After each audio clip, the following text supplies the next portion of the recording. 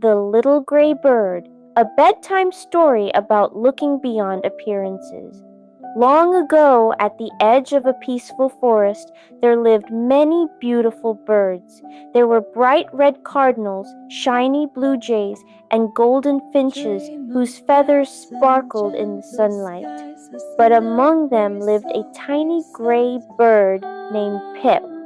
Pip's feathers weren't colorful, they weren't shiny, they were plain gray, and because of that, the other birds barely noticed him.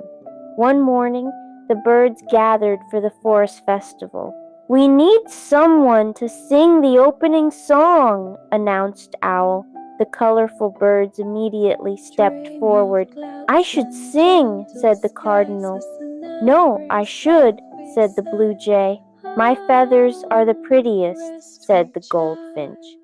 Poor Pip stood quietly at the back. No one even asked him. That afternoon, a strong wind swept through the forest. Leaves flew everywhere, branches swayed, and suddenly a baby rabbit became lost. The little rabbit wandered deeper and deeper into the woods. The animals began to worry. "We must find him," cried Owl. The colorful birds searched high in the trees. They searched near the river. They searched near the meadow, but they could not find the little rabbit. Meanwhile, Pip quietly listened. He heard faint crying coming from a narrow path hidden between the bushes. Because Pip was small, he could easily fly through the tight spaces.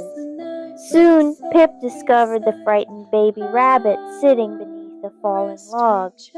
"It's okay," Pip said gently. "I'll help you get home." The little rabbit smiled through his tears.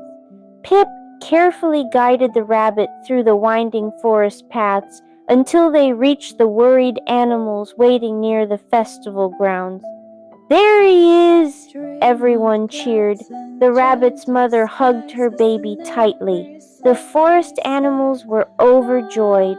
That evening, Owl stood before the crowd. "I have learned something important today," she said.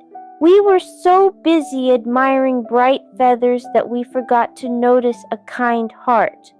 The other birds lowered their heads. They felt ashamed. Then Owl smiled. "Pip, would you sing our opening song?" Pip's eyes widened. "Me?" "Yes," said Owl. Pip stepped onto the stage. The forest grew quiet. Then he began to sing.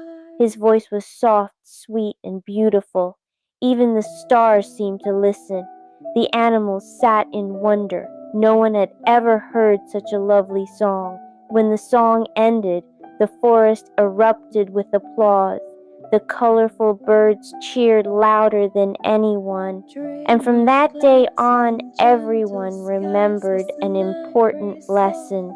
Just because something looks ordinary on the outside doesn't mean it isn't extraordinary on the inside, because you should never judge a book by its cover.